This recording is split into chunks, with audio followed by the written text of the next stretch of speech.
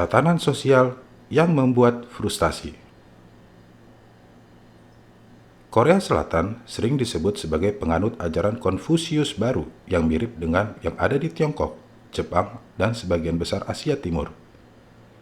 Ajaran Konfusius baru ini diciptakan dari upaya untuk menggabungkan berbagai aspek rasional ajaran Konfusius dengan filosofi ajaran Tao dan Buddha yang kurang religius atau mistis untuk membentuk aliran pemikiran baru yang koheren.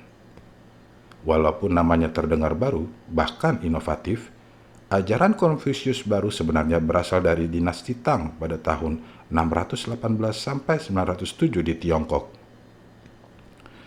Di Korea, ajaran Konfusius baru telah diadopsi sebagai ideologi negara di masa dinasti Joseon yang berlangsung dari 1392 hingga 1910.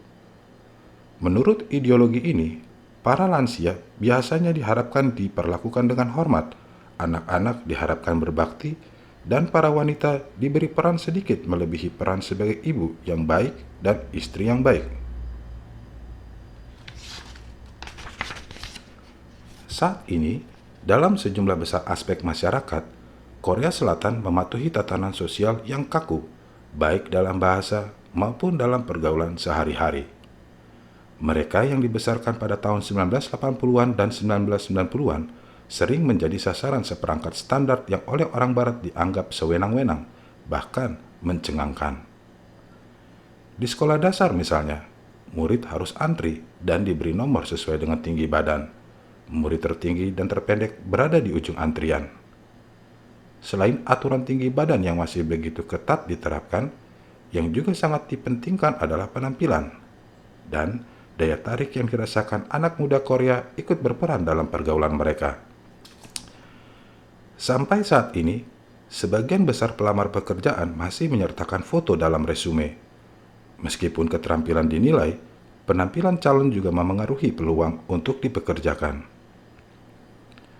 Selama beberapa generasi, anak muda Korea Selatan disuruh mengejar mimpi Korea, yakni serangkaian sasaran yang tidak ada bedanya dengan mimpi Amerika yang digalakan di Amerika Serikat pada masa McCarthy pada 1950-an.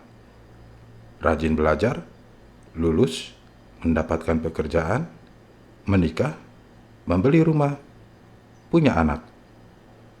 Banyak, bahkan sebagian besar mengikuti jalan ini, mengenakan setelan hitam dengan gaya seragam, terjun ke dunia nyata, dan kemudian menyadari bahwa sasaran seperti itu boleh dikatakan tidak mungkin tercapai. Dan bagi sebagian kecil yang beruntung mencapainya, banyak yang mendapati kenyataan bahwa kesuksesan tidak seperti yang dibayangkan. Dewasa ini, sebagian besar anak muda Korea Selatan menghabiskan masa remaja dan masa dewasa muda usia 20-an untuk belajar dan berupaya menempuh pendidikan tinggi, meraih ijazah dan lisensi agar memenuhi syarat untuk mendapatkan pekerjaan kantoran tingkat pemula bergaji kecil di konglomerat lokal seperti LG, Hyundai, dan Samsung. Pekerjaan semacam itu, meski membosankan dan melelahkan, dibingkai sebagai satu-satunya jalan menuju kesuksesan. Dan meskipun bergaji rendah, pekerjaan seperti itu juga tidak selalu ada. Kebangkitan feminisme Korea. Munculnya feminisme Korea Selatan dan sehubungan dengan hal itu munculnya individualisme adalah faktor penting lain yang memengaruhi budaya Honjuk, khususnya gerakan tagar no marriage atau tidak menikah di Korea Selatan. Makin banyak wanita yang memilih tetap melajang untuk mempertahankan kebebasan dan pengaturan diri sendiri dalam kaitannya dengan pandangan masyarakat yang sudah usang dan menyepelekan gender bahwa wanita paling cocok menjadi ibu dan mengurus rumah tangga saja. Dalam artikel Vice edisi Mei 2018, The Death of Romance and the Rise of the Loner in Collectivist South Korea, Michael Hart, pakar sosiologi dan guru besar penelitian di University of Seoul, mengatakan wanita dipaksa untuk memilih antara karir atau keluarga. Cara tradisional dalam menghadapi wanita di tempat kerja adalah jika Anda punya bayi, maka Anda dipecat. kata Heard dalam artikel itu. Secara tradisional, wanita yang sudah menikah diharapkan menjadi menantu yang patuh dan penyayang, yang melakukan semua kegiatan memasak, membereskan rumah, melayani, dan menyiapkan pernak-pernik acara keluarga. Mahasiswi Kim Seo-yeon mengatakan dia bahkan pernah mendengar para istri memboikot liburan keluarga seperti Chuseok atau Thanksgiving Korea karena beban kerja yang harus mereka pikul, di samping pekerjaan rumah tangga sehari-hari dan pekerjaan yang menguras perasaan. Saya membaca tulisan seorang wanita yang tidak bersedia terlibat dalam berbagai acara seperti ini. Dia tidak ingin diperlakukan seperti budak, sehingga dia menghindari berbagai acara ini selama 10 tahun, katanya. Seraya menambahkan bahwa keluarga wanita itu akhirnya menyadari bahwa keengganan tersebut tidak ada hubungannya dengan kemalasan, tetapi dengan kesetaraan, dan sekarang mereka tidak lagi mengharapkan keterlibatan seperti itu. Korea Selatan mengalami pertumbuhan ekonomi pesat yang belum pernah terjadi sebelumnya. Perekonomian dan kekayaan materi berkembang begitu cepat, tetapi secara psikologis dan budaya orang-orangnya sama, kata Kim. Hal itu tampak dalam harapan yang menyertai pernikahan. Data Badan Statistik Nasional Korea melaporkan bahwa pada 2010, sebanyak 64,7% wanita di Korea Selatan berpendapat bahwa pernikahan diperlukan oleh kaum wanita. Pada 2018, hanya 48,1% yang setuju dengan pendapat ini. Baik Hana bersama rekannya Jung Seung mengoperasikan YouTube dalam bahasa Inggris yang disebut Solidarity, mempromosikan gaya hidup sendirian dan menolak gagasan bahwa ia harus menikah dan punya anak untuk dianggap sukses. Dalam artikel Bloomberg News edisi Juli 2019, gerakan tagar No Marriage makin menyengsarakan perekonomian Korea. Katanya, masyarakat membuat saya merasa gagal karena sudah berusia 30-an tetapi belum menjadi istri atau ibu. Alih-alih menjadi milik seseorang, sekarang saya memiliki masa depan yang lebih ambisius untuk diri sendiri. Didorong oleh kegiatan penolakan oleh Baek dan Jung, makin banyak orang yang menggunakan tagar No Marriage untuk menyatakan dirinya mengatur diri sendiri dan menentang desakan bagi wanita untuk punya anak. Gerakan ini makin mengkhawatirkan pemerintah Korea Selatan karena angka kelahiran terus menurun. Angka kelahiran Korea Selatan turun pada 2018 menjadi 0,98, kurang dari 1 bayi per wanita, menurut laporan terbaru yang dikeluarkan pemerintah. Angka ini termasuk yang terendah di dunia dan terendah sejak pemerintah mulai melacak angka kelahiran pada 1970. Menurut survei 2019 yang diselenggarakan oleh Biro Jodoh Duo Info Corp, 23,1% responden lajang mengatakan mereka tidak ingin punya anak setelah menikah. Di antara mereka lebih banyak wanita dibandingkan dengan pria, mengatakan mereka tidak punya rencana untuk punya anak. Pernikahan antara wanita dan pria diakui sah di mata hukum, sedangkan pernikahan sejenis serta pengaturan pernikahan dan hubungan asmara sejenis lainnya masih sangat tabu di negara konservatif ini. Selain itu, menurut Duo, wanita Korea Selatan menikah rata-rata pada usia 33,4 tahun dan pria pada usia 36 tahun. Lebih dari 90% pria lebih tua daripada istrinya. Bagi wanita seperti Jenna Park yang berusia 26 tahun, berkencan saja sudah sulit, apalagi memenuhi harapan dalam pernikahan pada umumnya. Wanita menyadari hak-hak mereka dan bagaimana mereka diperlakukan oleh pria. Namun, pria sudah terbiasa dengan kebiasaan di masa lalu, katanya. Gerakan tagar Me Too Korea Selatan yang tumbuh subur didukung oleh kebangkitan feminisme lokal. Gerakan ini pertama kali menyeruak pada awal 2018, setelah Seo Ji-hyun, seorang jaksa wanita, melancarkan tuduhan pelecehan seksual terhadap mantan majikannya. Pada waktu yang hampir bersamaan, Korea Selatan mulai berjuang melawan spycam yang mewabah. Kejahatan kamera tersembunyi sering terungkap, mulai dari tindakan balas dendam oleh mantan pacar atau pasangan dengan mengunggah video atau foto porno ke situs streaming gratis, kamera tersembunyi di toilet umum dan kamar hotel, serta perilaku para bintang K-pop terkenal yang merekam percumbuan intim mereka tanpa persetujuan wanita yang dicumbu. Para wanita Korea Selatan mulai melancarkan protes, baik secara online maupun offline, karena mereka menjadi korban dan terus-menerus dipermalukan, serta kurangnya keseriusan yang mereka rasakan ketika masalah ini ditangani pihak berwenang. Penegak hukum juga diminta untuk lebih bertanggung jawab. Campakkan korset. Banyak yang mulai mempertanyakan tingkat penampilan atau diskriminasi berdasarkan penampilan seseorang yang begitu merasuki masyarakat Korea Selatan. Seperti di sebagian besar dunia, kaum muda, kecantikan, dan gaya hidup memengaruhi cara orang memandang wanita, dan kecantikan tetap menjadi aspek penting modal sosial seseorang di Korea Selatan. Korea Selatan adalah salah satu negara yang menduduki peringkat tertinggi di dunia dalam hal operasi plastik wajah, dan menurut jajak pendapat Gallup Korea, 1 dari 3 wanita antara usia 19 hingga 29 mengakui pernah menjalani operasi tersebut. Jadi, sungguh mencengangkan ketika wanita Korea Selatan meluncurkan gerakan anti penampilan yang dinamai Escape the Corset atau campakkan korset. Gerakan ini pada umumnya dimulai secara online. Para blogger dan pengguna Instagram menyatakan bahwa mereka tidak akan lagi mematuhi standar kecantikan yang kaku dan bersifat tunggal yang mengacu ke kulit putih, kelopak mata ganda, hidung mungil yang mancung, dan wajah tirus.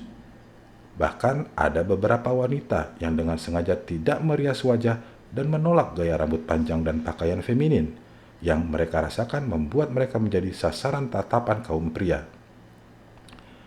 Wanita dianggap tidak berarti apa-apa jika tidak memenuhi standar kecantikan tertentu, kata seorang mahasiswi Korea penganut feminisme yang belajar di Harvard University yang bersedia mengemukakan pendapatnya dengan syarat anonim.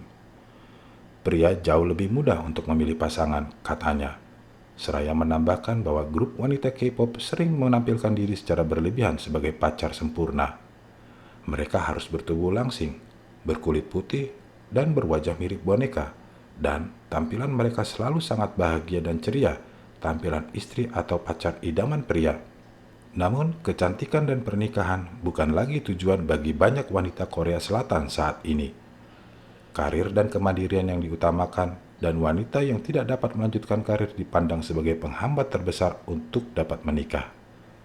Rasa kecewa di tengah pergolakan politik belakangan ini, persaingan ketat di sekolah, dan ketika mencari lowongan pekerjaan, kurangnya mobilitas sosial dan kesempatan, terutama bagi wanita, serta makin meningkatnya harapan sebagai wanita yang harus mereka penuhi, mendorong terwujudnya gaya hidup Honjuk di Korea Selatan, suku penyendiri global. Meskipun beberapa isu di balik gerakan Honjuk hanya ditemukan di Korea Selatan, jelas gerakan ini tidak hanya berlangsung di negara tersebut. Dengan menggunakan istilah yang berbeda, gerakan itu sekarang menjadi fenomena yang berkembang di banyak masyarakat dunia. Di seluruh dunia, akibat serangkaian faktor yang unik, termasuk resesi ekonomi global, kebangkitan individualisme dan feminisme, media sosial dan teknologi, serta gerakan tagar Me Too, wajarlah jika dikatakan gerakan suku penyendiri terus bermunculan di berbagai pelosok dunia. Eric Klinenberg, guru besar sosiologi dan direktur Institute of Public Knowledge di New York University, meneliti tren global orang-orang yang hidup sendirian di seluruh dunia dalam bukunya yang terbit pada 2012 berjudul Going Solo, The Extraordinary Rise and Surprising Appeal of Living Alone. Klinenberg menyatakan perubahan sosial, munculnya individu, bangkitnya status wanita, pertumbuhan kota, perkembangan teknologi komunikasi, dan daur kehidupan sebagai kekuatan pendorong untuk menuju hidup sendirian. Pada titik ini dalam sejarah, jelaslah hidup sendirian akan menjadi ciri abadi di negara maju masa kini, tulisnya. Dia juga meluangkan waktu untuk mengkaji struktur masyarakat Swedia. Di negara ini, orang yang hidup sendirian sangat banyak jumlahnya, mencakup 39,2% rumah tangga pada 2017. Swedia juga menyediakan sumber daya yang diperlukan untuk mendukung para penyendiri, termasuk bangunan tempat tinggal yang mempromosikan kehidupan bersama di antara para lajang. Bahkan di sejumlah negara yang pemerintahnya cenderung tidak memberikan subsidi kepada para lajang berusia muda, keluarga tunggal menjadi makin lazim. Di Asia, yang masyarakatnya memandang rendah para lajang, disebut perempuan sisa, dan lelaki ranting di Tiongkok, kue Natal atau seperti pastry basi di Jepang, dan perawan tua di Indonesia, makin banyak orang yang hidup mandiri dewasa ini. Sama seperti di Korea Selatan, wanita di Tiongkok memilih untuk menikah di usia lebih tua atau tidak menikah sama sekali. Beberapa wanita di Jepang mengikuti tren baru pernikahan tunggal sebagai cara untuk mengakui dan menghormati pilihan mereka untuk menjalani kehidupan lajang. Selain status menikah, dibandingkan dengan bagian lain di dunia, gagasan hidup menyendiri sangat populer di Jepang. Meskipun tidak sepopuler Honjuk, istilah ohitori-sama atau sendirian berkembang karena makin populernya kegiatan yang dilakukan sendirian, seperti makan dan membaca sendirian, dan yang lebih radikal, berwisata sendirian dan karaoke sendirian di luar rumah. Meskipun tidak sedinamis Honjuk yang menjadi kebanggaan Korea, Jepang berada di posisi terdepan dalam gerakan kegiatan sendirian yang melibatkan seluruh industri, termasuk restoran dan fasilitas hiburan yang berkembang karena tingginya permintaan untuk kegiatan sendirian. Yang benar-benar inovatif tentang budaya ohitori-sama Jepang adalah bahwa ohitori-sama tidak hanya untuk para lajang atau orang yang hidup sendiri. Banyak orang yang tengah menjalin hubungan asmara dan yang tinggal dengan keluarga juga melakukan ohitori-sama. Budaya ini menjadi cara untuk mengembalikan gairah hidup. Pandangan tentang kesepian dan diri sendiri. Meskipun pengertian individualisme telah ada sejak tahun 1800-an, pandangan tentang individualisme serta kesendirian dan kesepian baru benar-benar dilontarkan oleh para pemikir seperti Hannah Arendt, filsuf Yahudi keturunan Jerman yang menulis tentang teori politik dan sering juga menulis tentang individu dan masyarakat antara 1920-an dan 1975 saat dia meninggal. Menurut Arendt, kesendirian bukanlah kegiatan yang sunyi, karena kita sendirilah yang menemani diri sendiri. Jadi, kesepian muncul apabila kita hanya sendirian tanpa teman, atau ketika kita tidak menawari diri sendiri untuk menemani kita, tulisnya. Menurutnya, terlepas dari semua gangguan dan upaya yang tak berkesudahan untuk memisahkan diri dari diri kita sendiri, pada akhirnya kita perlu menghadapi siapa kita. Diri sendiri adalah satu-satunya sosok yang tidak bisa kita singkirkan, begitu tulisnya, kecuali jika kita sudah tidak ada lagi. Yang berkaitan dengan gagasan untuk menghadapi diri sendiri, aliran eksistensialisme, yakni filosofi yang memperjuangkan keunikan dan kemampuan seseorang untuk berpikir sebagai individu dan yang menganggap keaslian sebagai kearifan terbesar manusia, juga mendukung bahwa kesepian adalah bagian penting sifat manusia. Para filsuf awal abad ke-20 seperti Søren Kierkegaard, Jean-Paul Sartre, dan Friedrich Nietzsche sependapat bahwa manusia ada sebagai makhluk tersendiri, tiba di dunia sendirian, melakukan perjalanan hidup sendirian, dan meninggalkan dunia juga sendirian. Jika kita merasa kesepian saat sendirian, artinya kita ditemani oleh sosok yang tidak menyenangkan. Begitu ucapan Sartre yang sering dikutip orang. Namun, kesendirian adalah hakikat keberadaan manusia menurut Sartre dan kawan-kawan. Karena saat menyadari bahwa kita sendirian, kita menyadari bahwa kita mengendalikan diri sendiri. Dan karena itu bertanggung jawab atas apa yang kita lakukan dan pada akhirnya bertanggung jawab pula atas penciptaan tujuan hidup kita sendiri. Meskipun menimbulkan penderitaan dan kesedihan, kesepian juga tak bisa dihindari dan merupakan keadaan yang harus dibiasakan untuk kita terima dan dipetik maknanya jika kita ingin menjalani kehidupan yang bermakna. Dalam hal ini, para pakar eksistensi berpendapat bahwa kita harus menerima kesendirian kita di dunia ini dan menemukan jawaban atas pertanyaan seperti misalnya, apa makna hidup yang sebenarnya dan bagaimana seseorang menggunakan kebebasan untuk mendefinisikan hal ini dan dirinya sendiri. Eksistensi lebih penting daripada esensi. Ini sindiran Sartre yang terkenal, yang artinya kita ada dan karena itu kita harus menemukan tujuan dan arah kita sendiri. Yang bertanggung jawab untuk mencari makna ini dalam hidup adalah kita sendiri.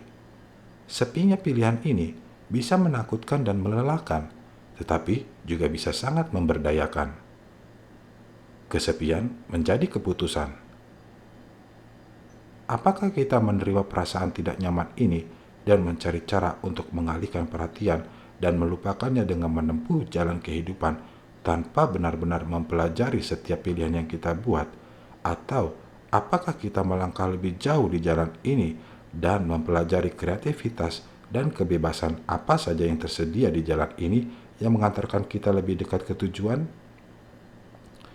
Penulis terkenal yang hidup sendirian seperti Ralph Waldo Emerson dan Henry David Thoreau menulis tentang pentingnya individualisme dalam karya mereka. Tegas pada diri sendiri, jangan pernah meniru, tulis Emerson. Hadiahmu sendiri dapat kamu berikan setiap saat dengan kekuatan kumulatif yang berasal dari pengembangan sumber hidup. Tetapi, kekuatan kumulatif yang berasal dari bakat orang lain yang kamu adopsi hanya dapat kamu miliki separuhnya tanpa persiapan. Yang mana yang bisa dilakukan oleh masing-masing dengan hasil terbaik hanya bisa diajarkan oleh Sang Pencipta. Dalam Walden atau Life in the Woods, karya Thoreau, si penulis esai itu menulis tentang kepuasan yang diperolehnya saat tinggal sendirian di pedesaan. Orang sering berkata kepada saya, menurut saya, batin Anda pasti kesepian dan ingin berada lebih dekat dengan orang lain. Di waktu siang saat sedang hujan dan bersalju, dan terutama di malam hari, tulisnya. Saya tergoda untuk menjawab pernyataan itu sebagai berikut. Seluruh bumi yang kita huni ini hanyalah sebuah titik di ruang angkasa.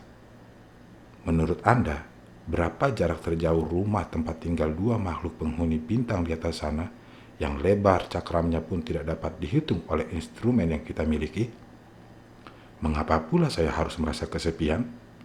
Berada di lingkungan yang alamilah sambil menikmati persahabatan antar musim yang membuat Thoreau merasa sangat menyatu dengan dunia. Saya tidak pernah merasa kesepian atau setidaknya merasa tertindas oleh rasa kesendirian. Tetapi pernah sekali, dan itu terjadi beberapa minggu setelah saya masuk ke hutan, ketika selama 1 jam saya ragu apakah permukiman manusia tidak penting untuk kehidupan yang tenang dan sehat. Berada sendirian adalah sesuatu yang tidak menyenangkan, tulisnya. Dengan tidak ada manusia dan peradaban di sekitarnya, Thoreau menyadari bahwa dunia alamilah yang menemaninya. Sedikit demi sedikit, dia mulai memperhatikan dan menghargai pemandangan, suara, dan sensasi yang hampir tidak dia sadari sebelumnya. Di tengah hujan rintik-rintik, ketika berbagai pikiran ini menyeruak, tiba-tiba saya bisa merasakan lingkungan yang begitu indah dan murah hati di alam, dalam nyanyian tetesan air, dan dalam setiap suara dan pemandangan di sekitar rumah saya. Kehangatan tak terbatas dan sekaligus tak terhitung, seperti suasana yang bersahabat dengan saya, sehingga lingkungan manusia tidak lagi punya makna, dan saya tidak pernah memikirkannya lagi sejak itu. So Yun Kim adalah bungsu dari 5 bersaudara dalam keluarga bahagia di Seoul. Di masa dewasa mudanya, dia punya banyak kenalan, sering berkencan atau bergaul dengan teman-temannya. Dia tidak pernah sendirian. Ketika mulai bermeditasi, dia menyadari bahwa dia belum pernah mengenali dirinya sendiri dan merasa makin terkucil di antara kerumunan orang. Penemuan hebat tentang kesendirian dan menemukan diri saya untuk pertama kalinya adalah semacam pencerahan, kata wanita 47 tahun yang sekarang tinggal sendiri di Tongyong. Kim telah menemukan hubungan baru dengan alam berkat kehidupannya yang menyendiri. Katanya, dia tidak merasa perlu terlibat dalam percakapan dangkal dengan orang lain karena dia dapat mengobrol dengan pohon atau burung.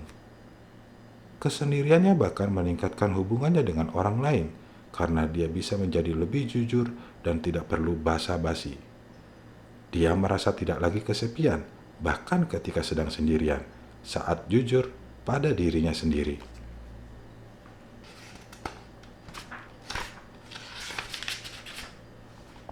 Suku sosial. Sepanjang kehidupan, banyak di antara kita yang menjalin hubungan dengan kelompok orang yang membuat kita merasa menjadi bagian atau anggota kelompok tersebut. Menurut Michael Hart, suku sosial adalah sekelompok orang yang menyatu, yang memiliki kepentingan bersama. Umumnya, pada awal masa remaja, kita mulai berusaha untuk mandiri, bergaul dengan orang yang berpikiran sama, memiliki hobi sama di bidang budaya dan rekreasi, seperti menyenangi genre musik, olahraga, jenis permainan, atau teka-teki yang sama. Menjadi penggemar berat band, murid populer, pengguna narkoba yang sering nongkrong di tempat parkir, beginilah biasanya pembentukan kelompok remaja di sekolah menengah. Dalam suku sosial ini, kita berusaha tampil dengan cara tertentu untuk menyesuaikan diri dengan lebih baik dan agar dapat lebih mudah diakui sebagai anggota. Kita juga membandingkan diri dengan sesama anggota kelompok untuk memastikan bahwa kita memenuhi identitas atau citra kelompok. Sebagai orang dewasa, kita terus mencari suku yang cocok bagi kita, meskipun mungkin bermacam-macam dan tampil dengan cara berbeda-beda. Dengan bertambah banyaknya waktu luang dan berkat teknologi yang mengambil alih sebagian besar tugas dan pekerjaan yang menyita waktu, seperti mencuci pakaian dan tugas lain yang sejenis, dan meskipun produktivitas di tempat kerja sudah cukup tinggi di sejumlah masyarakat, kita memiliki lebih banyak waktu luang daripada sebelumnya, sehingga memiliki lebih banyak waktu untuk bereksplorasi dan membentuk suku sosial. Dengan munculnya media sosial dan teknologi lainnya, sekarang kita dihadapkan pada begitu banyak platform dan situs yang membuat kita dapat bertemu dengan orang lain yang memiliki selera dan minat yang sama. Yang menarik, keadaan ini mengarah pada penciptaan diri yang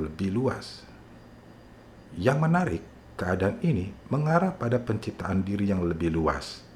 Diri yang lebih luas pertama kali dirumuskan sebagai istilah pada 1988 dan terkait erat dengan konsep penggunaan dunia digital atau bagaimana kita menggunakan internet dan platform terkait.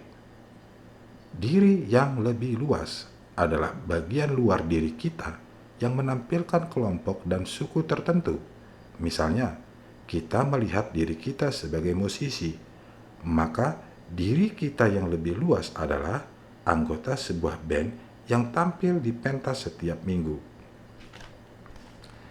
Internet memungkinkan kita membuat banyak versi diri yang lebih luas, yakni versi diri kita yang ditampilkan di aplikasi kencan, di forum diskusi, atau versi yang mengobrol dengan teman masa kecil yang tinggal berjauhan.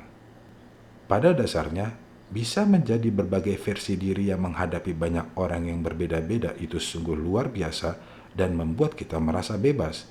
Tetapi, hal itu juga bisa menjadi faktor yang berpengaruh dalam menjalani sandiwara hidup dan kadang tidak menampilkan diri sejati kita. Michael Hart menyebut perwujudan diri sendiri di dunia maya ini sebagai avatar.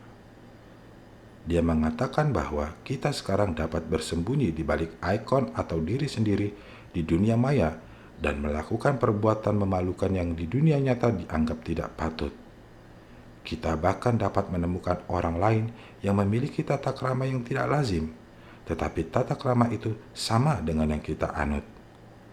Karena itulah muncul budaya trolling, provokasi secara online, massal, seperti melancarkan serangan berapi-api dan mengunggah data pribadi orang lain tanpa izin secara online. Melalui versi diri yang lebih luas yang tersembunyi ini, seseorang sanggup melakukan perbuatan yang menentang tata krama dan tidak lagi memiliki keinginan untuk dapat menjadi bagian dari suatu kelompok karena tidak ada yang tahu siapa dia sebenarnya. Tetapi, pada saat yang sama, dia juga menemukan komunitas yang menerima dirinya. Dalam bukunya, The Gift of Imperfection, peneliti kerentanan Brené Brown mendefinisikan keinginan menjadi bagian dari kelompok sebagai kodrat manusia untuk menjadi bagian dari sesuatu yang lebih besar daripada dirinya. Karena kerinduan ini sangat mendasar, kita sering berusaha mendapatkannya dengan menyesuaikan diri dan dengan mencari persetujuan yang bukan saja merupakan pengganti tanpa makna untuk menjadi bagian, melainkan justru sering menjadi penghalang, tulisnya. Suku sosial, baik untuk tujuan positif ataupun negatif, memudahkan kita menemukan cara untuk mengekspresikan diri dan menjadi bagian dari kelompok. Namun, menjadi bagian yang seutuhnya hanya dapat terjadi apabila kita menampilkan diri kita yang tidak sempurna secara apa adanya ke dunia luar. Menurut Brown, perasaan menjadi bagian dari sesuatu hanya bisa dicapai apabila kita dapat menerima diri kita apa adanya. Memupuk penerimaan diri sendiri adalah nilai yang ditemukan oleh orang dalam gaya hidup Honjuk. Meskipun ada juga yang memandang Honjuk secara negatif.